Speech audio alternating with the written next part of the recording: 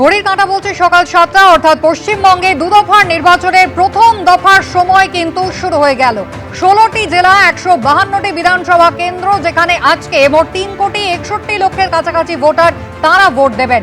ইতিমধ্যেই কড়া নজরদারির বন্দোবস্ত আপনারা জানেন। সেই একেবারে মার্চের শুরু থেকে কেন্দ্র বাহিনী রয়েছে রাজ্যে, 2407 কোম্পানি কেন্দ্র বাহিনী, 41,000 রাজ্য পুলিশ এবং 100 জন পুলিশ অবজারভার তারা থাকবেন। আজকে গোটা দিন আমরা নজর রাখবো উত্তরবঙ্গ এবং মূলত পশ্চিমাঞ্চলের যে জেলাগুলিতে নির্বাচন রয়েছে, অবাধ এবং শান্তিপূর্ণ সুষ্ঠু নির্বাচনের যে প্রতিশ্রুতি নির্বাচন কমিশন দিয়েছে তা কতটা সুসম্পন্ন হয়। তবে এই মুহূর্তে সরাসরি আপনাদের নিয়ে যাব নিউজ রুমে। আমাদের প্রতিনিধি দেবস্মিতা রয়েছে।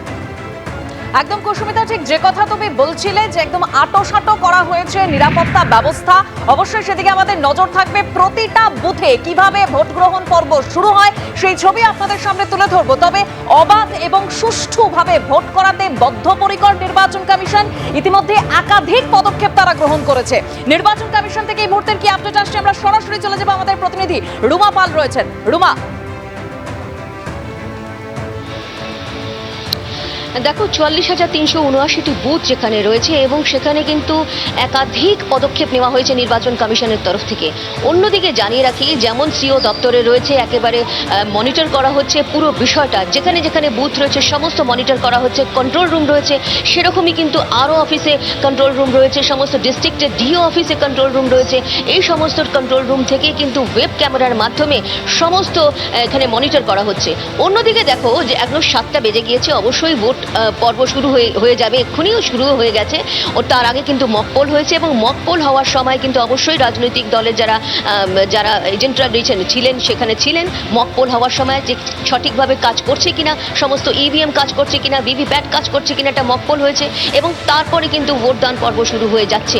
এবং অন্যদিকে জানিয়ে রাখি যে একাধিক যে পদক্ষেপ নেওয়া হয়েছে সেখানে আরও একবার মনে করিয়ে দিই, যেখানে ভোটার অ্যাসিস্ট্যান্ট বুথ করা হয়েছে, যেখানে হচ্ছে বিএলও থাকবে এবং তার সহকারী থাকবে।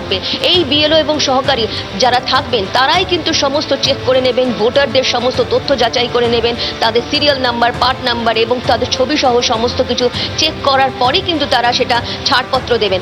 অন্যদিকে দেখা যাচ্ছে যে 100 মিটারের মধ্যে কিন্তু একদম গোলাকার আকারে একদম চক দিয়ে, সাদা চক বা সাদা পেন্ট দিয়ে ঘিরে দেওয়া হবে। সেখানে কিন্তু ভোটার ছাড়া আর অন্য কেউ প্রবেশ করতে পারবে না। এবার দেখা যাক, এতগুলো পদক্ষেপ নেওয়া হয়েছে, সারাদিন যাওয়ার পরে কিন্তু সমস্ত আপডেটের দিকে আমাদের নজর থাকবে। ধন্যবাদ রুমা। আপনাদের এবার মুর্শিদাবাদের ডোমকলের ছবি দেখাবো, যেখানে গতকাল রাতে তৃণমূল এবং সিপিএম এর মধ্যে সংঘর্ষের ঘটনা ঘটল।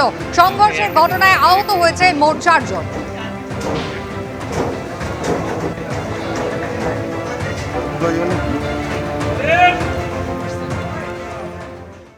এবিপি আনন্দ, এগিয়ে থাকে, এগিয়ে রাখে।